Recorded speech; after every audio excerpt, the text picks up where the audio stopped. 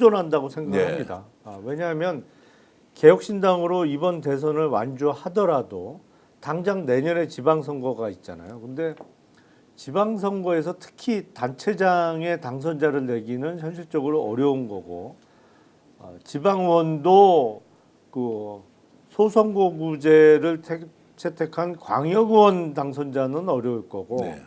뭐 복수의 당선자를 내는 기초의원만 일부 지역에서 나올 수 있을 텐데, 그래갖고 당을 제대로 꾸려가기는 쉽지 않거든요. 그래서 이준석 후보 입장에서는 기회가 닿으면, 그게 더군다나 어떤 국민의힘의 당권을 차지할 수 있는 기회가 닿는다면, 그리고 그게 국민의힘 내부에 있는 이른바 친윤이 성문을 활짝 열어주는 형태로 기회가 다가온다면 마다하지 않겠죠. 자, 그래서 이제 제가 해석하기에는 국힘이 내부에서 분당을 하는 이런 가능성이 거의 없다고 보고, 이번 대선 과정에서 이준석 후보가 생각보다 약진을 해서 정말로 10%가 넘어서고 15%에 이르는 득표율을 가져왔다. 그러면 이재명 후보 쪽에서 표를 뺏어가는 게 아니지 않습니까? 그렇죠. 김문수 후보 쪽에서 표를 뺏어갔다고 하면 딱 버티고 있는 거예요. 그러고 나서 언제라도 이 당에 들어가면 내가 주도권을 행사할 수 있는데 왜 지금 단일화를 해서 김문수를 후보로 만드느냐. 차라리 그러면 나한테 후보를 주라. 내가 그러면 선수를 뛸게. 라고 이렇게 이제 배짱 좋게 나오는 이유가 결국 대선 이후에 뭔가 당의 사정을 본인대로 전망을 하고 예측을 하면서 이게 포인트다라고 생각을 한 거 아니냐라는 판단이 들더라고요. 처음부터 그렇게 생각을 했는지는 잘 모르겠습니다. 예. 사실은 근데 선거 전의 양상이 김문수 후보 측이 너무 부진하잖아요. 예.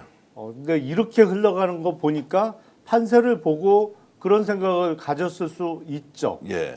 그래서 끝까지 완주를 한다면 대선 이후에 국민의힘 내분으로 인해서 기회가 열릴 가능성이 있고, 또 근데 제가 보기엔 다음 주 수요일까지도 여전히 기다려봐야 한다. 여전히 좀 지켜봐야 된다라고 생각을 합니다. 그런 부분에서는 뭐 며칠 전에 전격적으로 기자회견을 하면서 절대로 그런 일 없다, 단일화하지 않는다라고 했는데도 불구하고 단일화의 가능성은 계속 열려 있을 것이다.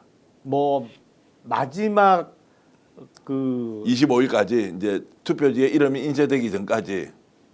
그거보다는 그전 인쇄되기 전까지 단일화가 이루어지기는 어려울 것 같고요.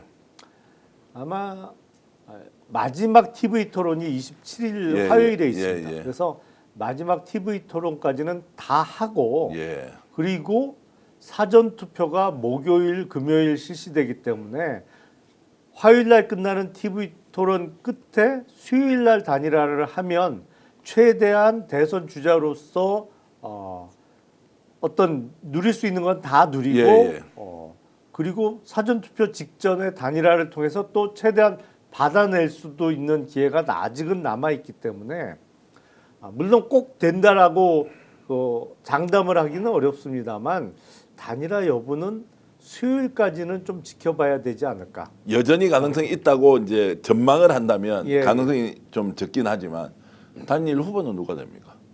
지금 이루어지는 단일화는 무조건 김문수 후보로의 단일화죠. 그럼 김문수 후보로 단일화를 한다. 그 말씀을 제가 좀 이어서 분석을 해보면 다음 주 수요일까지는 체급을 최대한 높여서 단일화 안 한다 하고 토론 2번 해보고 여론의 추이나 여러 가지 상황을 종합적으로 고려했을 때 가장 이득이 되는 걸 그때 선택할 것이다. 단일화이거나 아니면 끝까지 완주를 하거나. 왜 그렇게 이렇게 판단을 하십니까? 이제 그것은 이준석 후보가 가지고 있는 이제 정치인으로서 이제 평소에 하는 정치적 방식 때문에 그렇게 예상하십니까?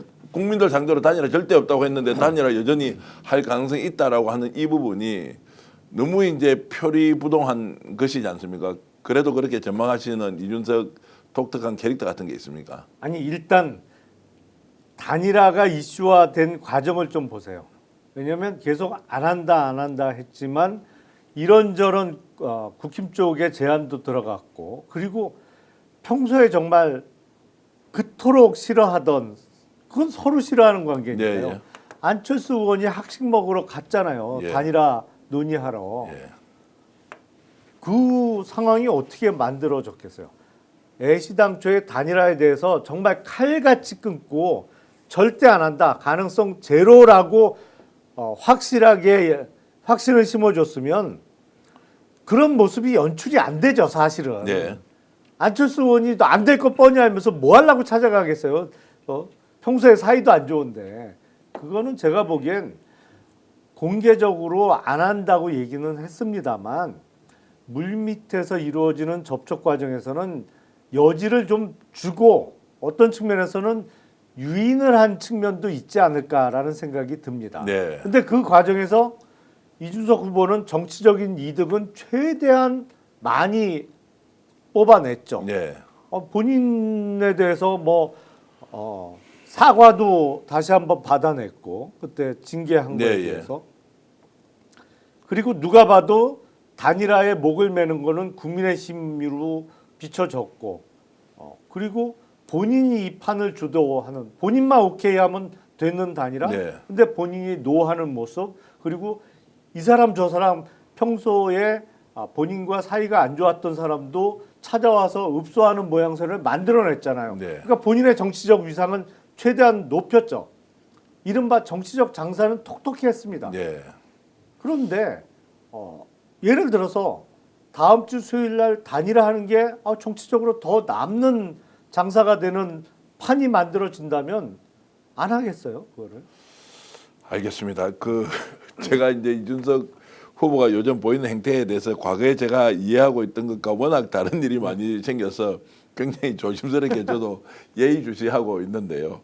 자, 이런 말씀을 들으니까 참 정치인의 말은 결론이 나야 그 말이 원래 맞았는지 아닌지 판단할 수 있는 것이지 과정에 하는 말 하나하나를 믿어서는 절대 안 되겠구나 이런 생각이 좀 들기는 하는데요.